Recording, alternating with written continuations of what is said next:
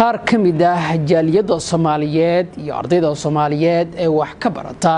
jaamacadaha kala duwan ee ku yaala dalkan Uganda ayaa taageero u muujiyay ra'iisul wasaaraha magacaaban mudane Maxamed Xuseen Roble iyagoo sidoo kale golaha shacabka ka codsaday inay ra'iisul wasaaraha magacaaban ay codka kalsoonida siiyaan dhanka kale dadyogan ayaa madaxweynaha Jamhuuriyadda Federaalka Soomaaliya mudane Maxamed Cabdullaahi Farmaajo ugu mahadceliyay sida uu soo magacaabay ra'iisul wasaare Maxamed Xuseen Roble hadaba qaar ka mid ah dadyoogii la hadlay warbaahinta qaranka ayaa waxa ka mid ah hadaladoodii awalan magacayga waxa weeye Suldaan Sugaal Xaaj Jaamac suldaanka ummadda Soomaaliyeed waxaan halkan rabaa inaan hambaliyo uga diro ra'iisul wasaaraha cusub mudane injineer Maxamed Xuseen Roble waxaan leeyahay hambaliyo ra'iisul wasaare shaqada culus oo lagu igmaday waxaan rajaynayaa inaad ka soo dhalaali doonto waxaan ilaahay kaaga baryayaa ilaahay inuu soo kugu caabayn oo kugu caab asturo baan ilaahay ka rajaynayaa waxaan leeyahay hambaliyo mar labaad mar saddexaad bismillaahir rahmaanir rahiim assalaamu alaykum dhamaan waxa salaamaya walaalaha Soomaaliyeed meel walba joogan wareen waxa uu hambaliyeenaya ra'iisul wasaaraha cusub ee wadanka loo soo magacaabay waxa kale oo mahadcelinaya madaxweynaha Soomaaliya oo 2 bilood kadib magacaabay ra'iisul wasaarihii loo baahnaa samata bixin kara wadanka heerku ku jiro iyo mataqaana wadanka horumarkiisa ka shaqeyn kara waxaan ka codsanayaa golaha shacabka inay golaha shacabka waxa ka codsanaya inay ra'iisul wasaaraha ansixiyaan si mataqaana hawlihiisa shaqo uu guto mataqaana wadankana muddada yarta uga dhiman xilka uu mataqaana horumarkiisa iyo mataqaana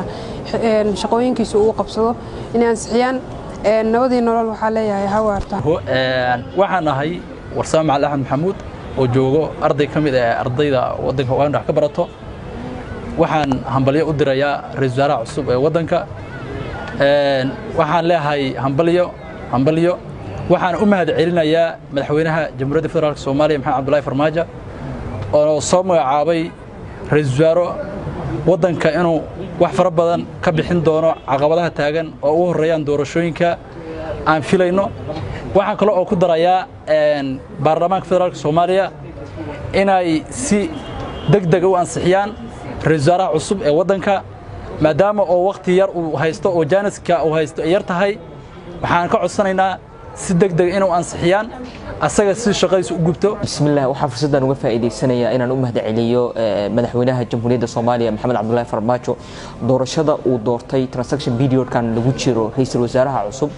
Maxamed Xuseen Roble waxaan ka rajaynayaa legislationka Soomaaliya ama baarlamaanka Soomaaliya in lagu jiro runtii marxalad adag ee loo baahan yahay in loo gudbo marxaladaha kale haray haday noqon lahayd dhaqangelintii doorashada haday noqon lahayd dhaqangelintii heshiisyada hadda taagan oo sugaya xukuumadda waxaan codkayga ku biiranayaa malaayiinka shacabka ee codsanaya in la siiyo ogolaanshaha shaqada ra'iisul wasaaraha cusub ee Soomaaliya aad baan uga mahadcelinayaa hadii ay siyaaniin fursad iyo opportunity oo ugu shaqeeyo dalkiisa magacaabista ra'iisul wasaaraha oo ra'iisul wasaare cusub ayaa la magacaabay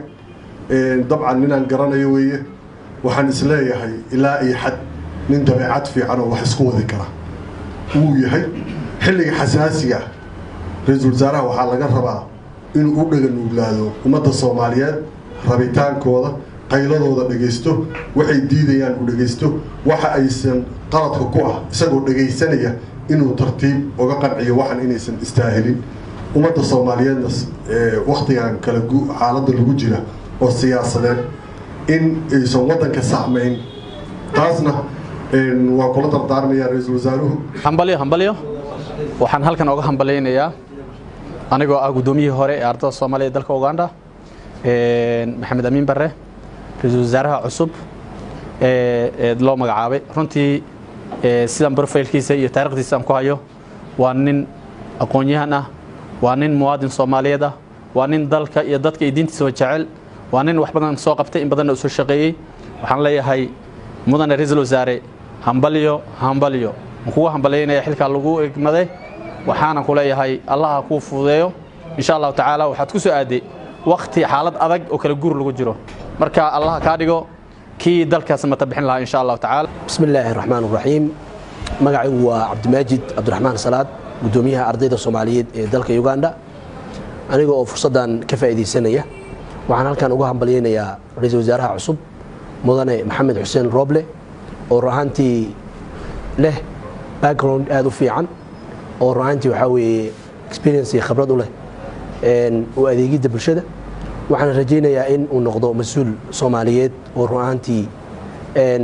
qabta hawlo badan oo ruuxantii qaranku sugayo waxaan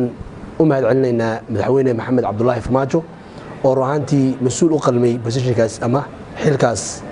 u magacaabay 17ka bishan aan ku jirnay September 2020 ayay ahayd markii madaxweynaha Jamhuuriyadda Federaalka Soomaaliya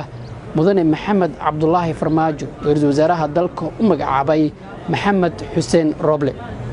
ra'iisul wasaaraha magacaaban injineer rooble ayaa la filayaa dhawaan inuu hortago golaha shacabka